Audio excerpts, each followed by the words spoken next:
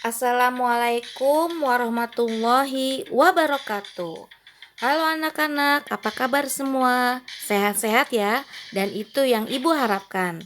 Nah, kali ini kita belajar tentang materi kunci dikotom dan kunci determinasi. Nah, perlu kalian ketahui bahwa materi ini masih materi bab 2 ya, yaitu tentang klasifikasi makhluk hidup. Perlu kalian ketahui, kita sudah belajar minggu lalu bahwa klasifikasi itu adalah pengelompokan makhluk hidup.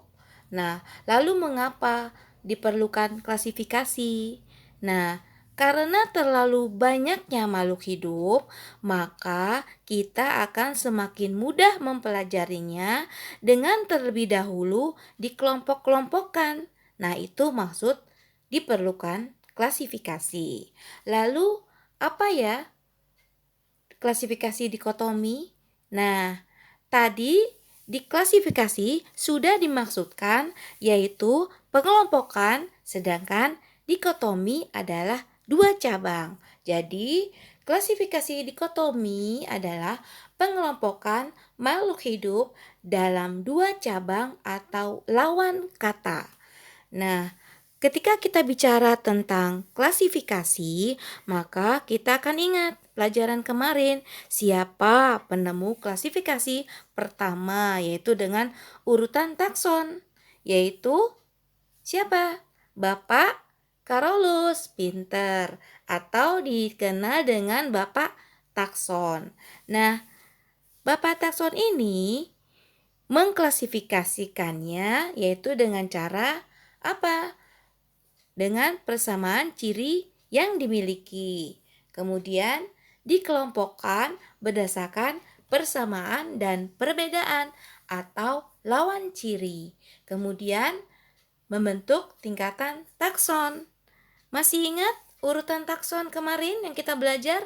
Nah, ini adalah urutan takson, yaitu urutan takson yang tertinggi yaitu kingdom atau dunia. Nah, ini urutan takson tertinggi dari hewan, tumbuhan, kingdom atau dunia. Kemudian hewan diikuti filum dan tumbuhan divisi. Kemudian kelas, ordo, famili, genus sampai yang terkecil yaitu spesies. Jadi, semakin ke bawah, semakin rendah tingkat taksonnya, maka semakin kecil perbedaannya dan semakin banyak persamaannya. Jadi, saat itu pengelompokan makhluk hidup berdasarkan apa? Nah, jadi kalau yang tumbuhan itu berdasarkan apa pengelompokannya? Nah, ini adalah urutannya. Jadi, berdasarkan takson dari tinggi ke rendah. Jadi, sama, hewan juga gitu. Lalu, yang menjadi dasar pengelompokan apa? Nah, dasar pengelompokan untuk tumbuhan itu adalah satu, yaitu organ perkembangan bisa dengan spora atau bunga. Kemudian dua, habitus yaitu bisa pohon, perdu atau semak. Kemudian dengan bentuk dan ukuran daun. Nah, kemudian dengan cara berkembang biak. Nah, apakah perkembangan biakan tumbuhan itu dengan vegetatif atau generatif atau malah dengan dua-duanya? Nah, perlu kalian ketahui ya, jadi tumbuhan itu ada yang monokotil, dikotil. Nah, akarnya berbentuk apa? Misalkan ketunggang apa serabut, atau dia berkambium atau tidak, daunnya menyirip atau tidak. Kemudian daun bunganya itu bermahkota berapa? Bijinya itu terbuka atau tertutup. Nah itu mempunyai pengangkut atau tidak. Nah, jadi kita harus tahu untuk pengelompokan ini untuk dasar pengelompokan tumbuhan. Nah, jadi itu ya yang menjadi dasar pengelompokan dari tumbuhan. Lalu bagaimana dengan pengelompokan hewan? Dasar pengelompokan hewan yaitu satu, saluran pencernaan makanan. Apakah saluran pencernaannya itu sempurna, lengkap atau sederhana? Yang kedua yaitu kerangka atau skeleton. Nah, ini apakah mempunyai rangka dalam, tulang, atau rangka luar? Nah, kemudian yang ketiga adalah anggota gerak. Jadi, apakah alat geraknya? Alat gerakannya apa pada hewan itu? Ada berapa alat geraknya? Nah, itu yang menjadikan dasar pengelompokan para ahli terdahulu. Nah, paham ya?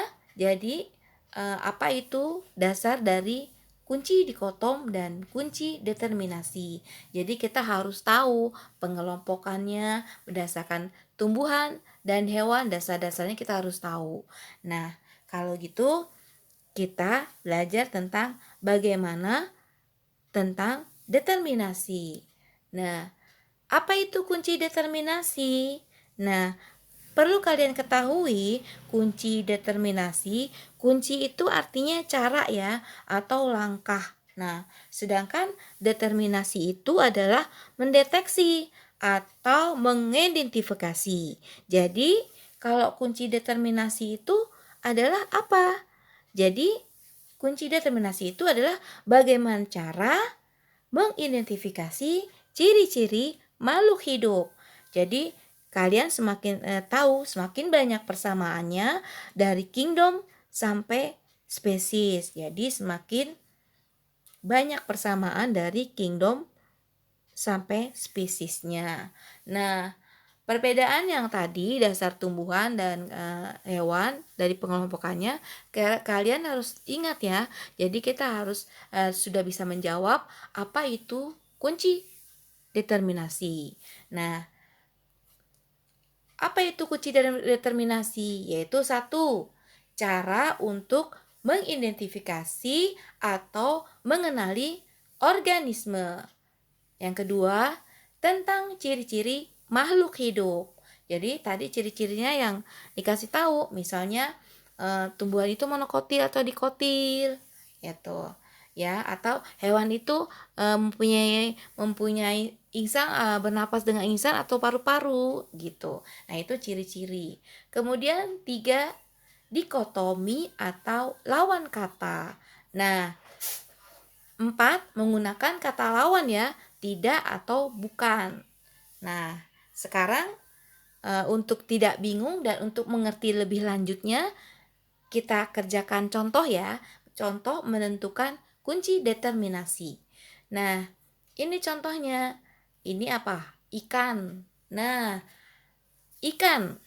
Contoh ikan. Ikan dari kelompok apa? Kemarin kita sudah belajar.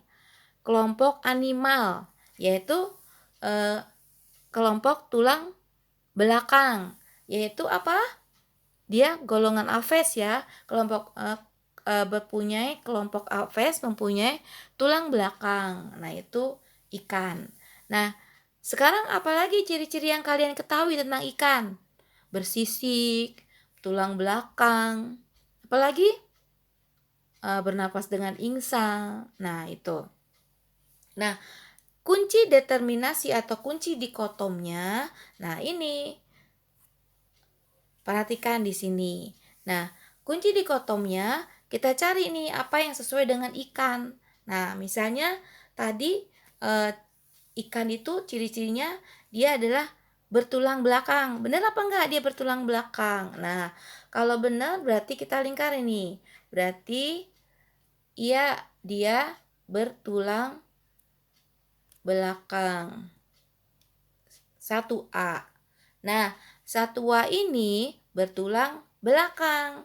Kemudian bertulang belakang menunjukkan angka 2. Nah, berarti kalau 2 berarti 1A tadi ya.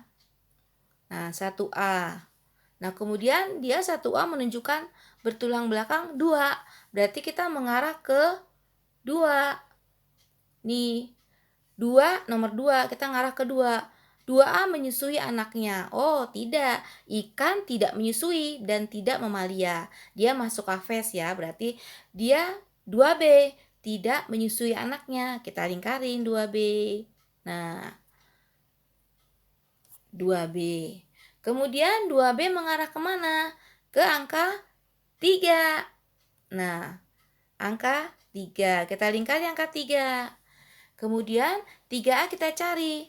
3A tubuh ditutupi bulu. Oh bukan, ikan tidak ditutupi bulu. Tapi 3B, tubuh tidak ditutupi bulu. Nah ini baru benar. 3B, berarti dia tidak ditutupi bulu. Nah 3B mengarah ke 4. Nah perhatikan di sini. 3B mengarah ke 4. Berarti keempat itu apa? 4A bergerak dengan sirip. Ya, ikan jawabnya. Tuh ada bacaan ikan. Berarti 4A. Nah, berarti kunci dikotom ikan 4A. Nah, benar nggak kita cek lagi nih? Ikan 1A bertulang belakang. Benar.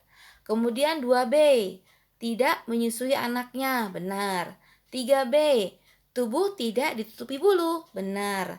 Nah, terus 4A bergerak dengan sirip. Tuh ada bacaan ikan. Berarti kunci dikotom atau kunci determinasi dari ikan adalah 1A, 2B, 3B, dan 4A. Paham ya? Mudah bukan? Menentukan determinasi.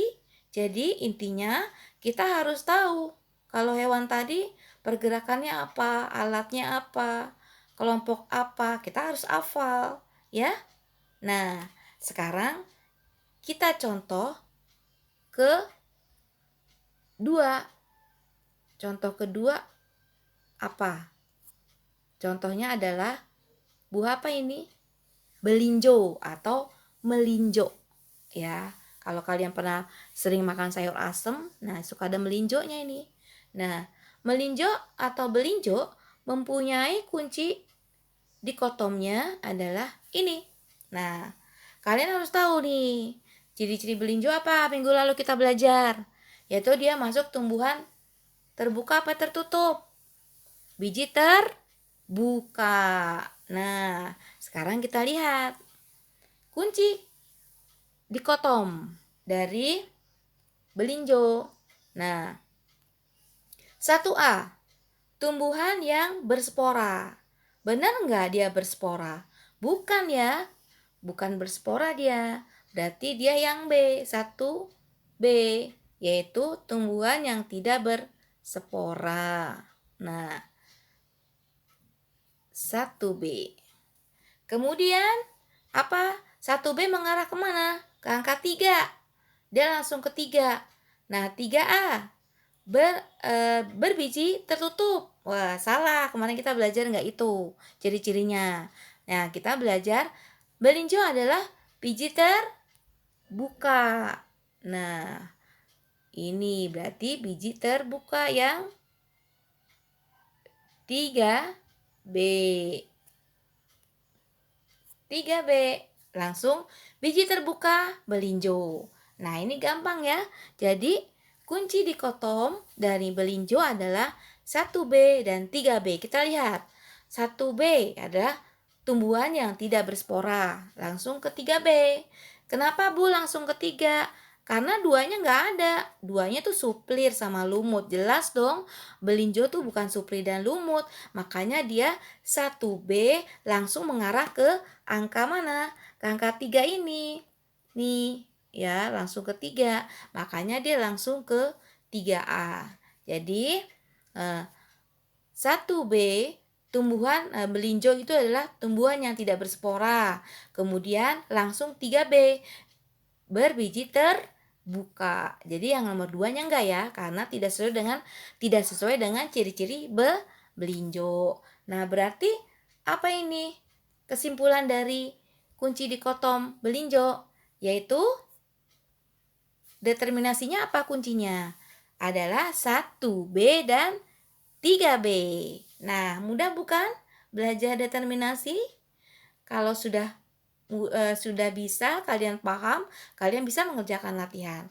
Tapi yang perlu kalian ingat dari kunci determinasi atau belajar kunci dikotom ini, kalian harus tahu dulu ciri-ciri dari tumbuhan dan hewan. Nah, untuk lebih mengerti lagi, kalian bisa mengerjakan evaluasi, yaitu kalian bisa tentukan kunci determinasi dari jagung, kedelai, dan terong. Nah, kalian kerjakan ya, kalian akan mudah jika mengerti ciri-ciri kedelai, jagung, dan terong.